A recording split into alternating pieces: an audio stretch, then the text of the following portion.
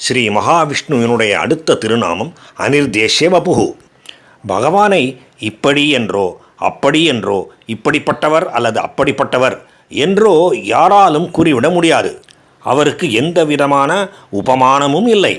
அதாவது இது என்று சொல்ல முடியாவிட்டாலும் இதை போன்றது என்று கூட அவரை பற்றி சொல்லிவிட முடியாது. பகவானுடைய ஏதாவது ஒரு அம்சத்தைத்தான் குறிப்பிட முடியும்.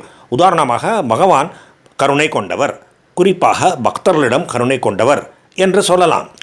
ஆனால் பகவான் கருணைமயமானவர், கருணை மட்டுமே ஆனவர் என்று அத்தோடு நிறுத்திவிட முடியாது. அவர் கொண்ட எல்லையற்ற கருணையினாலேயே பக்தர்களை பாடாகப்படுத்தி எடுத்திருக்கின்றார், பலவாறாக சோதித்திருக்கின்றார் என்பதையும் நாம் அறிவோம். எனவே பகவான் இத்தன்மையவர் என்று ஓரளவு சொல்ல முடியுமே தவிர இத்தன்மையர்தான், இத்தன்மையர் மட்டுமே என்று ஒருபோதும் சொல்லிவிட முடியாது. இதற்கு அடிப்படை காரணம் என்னவென்றால், அவரை தவிர வேறு எதுவுமே எவருமே குணங்களுக்கு உட்பட்டவை, குணங்களுக்கு உட்பட்டவர்கள். சத்துவகுணம், ரஜோகுணம், தமோகுணம் என்கின்ற குணங்களுக்கு உட்பட்டு நாம் அனைவரும் இருக்கின்றோம். பகவானோ குணங்களை தாண்டியவர். குணங்கள் அவராலே தான் உருவாகின்றன. எனவே குணங்களுக்கு உட்பட்ட நிலையிலே இருந்து கொண்டு குணங்களை தாண்டிய, குணங்களை மீறிய ஒருவரை, அதாவது பகவானை, அவர் இதுதான், அவர் அதுதான், அவர் அத்தன்மையர் மட்டுமே, இந்த தன்மை மட்டுமே அவருக்கு இருக்கின்றது என்றெல்லாம் எந்த விதத்திலும் அளவுபடுத்திவிட முடியாது. ஏற்கனவே சொன்னதைப் போல அவர் குணங்களை அதிக்கிரமித்திருப்பதால், குணங்களை தாண்டி இருப்பதால் அவரை இன்னது என்று சொல்ல முடியாது என்பது மட்டுமல்ல, இன்னது போன்றவர் என்று கூட சொல்லிவிட முடியாது. அதாவது எதையும் எவரையும் அவருக்கு ஓர் உவமையாக கூட சொல்ல முடியாது. அதனால் அவருக்கு அனிர்தேஷ்ய வபுகு என்கின்ற திருநாமம் அமைகின்றது. ஓம் அனிர்தேஷ்ய வபுஷே நமஹ. பகவானுடைய ஒளி விண்ணையும் மண்ணையும் கடந்திருக்கின்றது. விண்ணையும் மண்ணையும் முற்றிலும் வியாபித்து அவற்றை கடந்தும் இருக்கின்றது. அவருடைய காந்தி அப்படிப்பட்டது. அதனால் அவர் விஷ்ணுகு என்கின்ற திருநாமத்தை பெறுகின்றார். ஓம் விஷ்ணவே நமஹ. அடுத்த திருநாமம் வீரக. வி என்கின்ற சொல் வியாபித்து இருத்தல், செல்லுதல், அதாவது அங்கே போதல், இங்கே வருதல், படைத்தல், ஒளியோடு திகழ்தல், அதாவது ஒளிர்தல் என்கின்ற பல பொருட்களை கொண்டது. பகவான் இவற்றையெல்லாம் உடையவர்.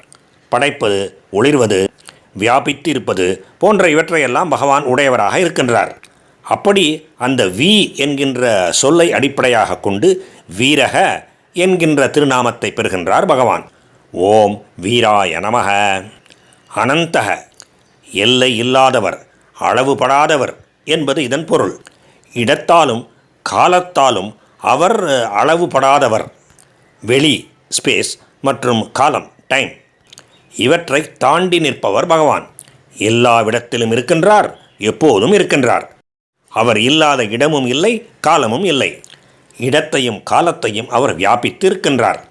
அதனால் அவர் அனந்தக, எல்லை இல்லாதவர், முடிவு இல்லாதவர் என்கின்ற திருநாமத்தை பெறுகின்றார். ஓம் அனந்தாய நமக. தனஞ்சய, தனம் ஜெய, செல்வங்களை வெற்றி கொண்டவன் என்பது இதன் பொருள். பாண்டவர்களிலே ஒருவராகிய அர்ஜுனருக்கு இப்படி தனஞ்சய என்கின்ற ஒரு பெயர் உண்டு. அவர், அர்ஜுனர் அல்லது தனஞ்சயர், திக் விஜயம் செய்து மாபெரும் வெற்றிகளை அடைந்து மிகுந்த தனத்தை பெற்றார், செல்வங்களை பெற்றார். அதனால் அர்ஜுனர் தனஞ்சயக என்கின்ற பெயரையும் பெற்றார். அந்த தனஞ்சயராகிய அர்ஜுனர் பகவானாகிய ஸ்ரீ மகாவிஷ்ணுவின் அம்சமாக கருதப்படுகின்றார். இதை பகவானே பகவத்கீதையிலே எடுத்து கூறியிருக்கின்றார்.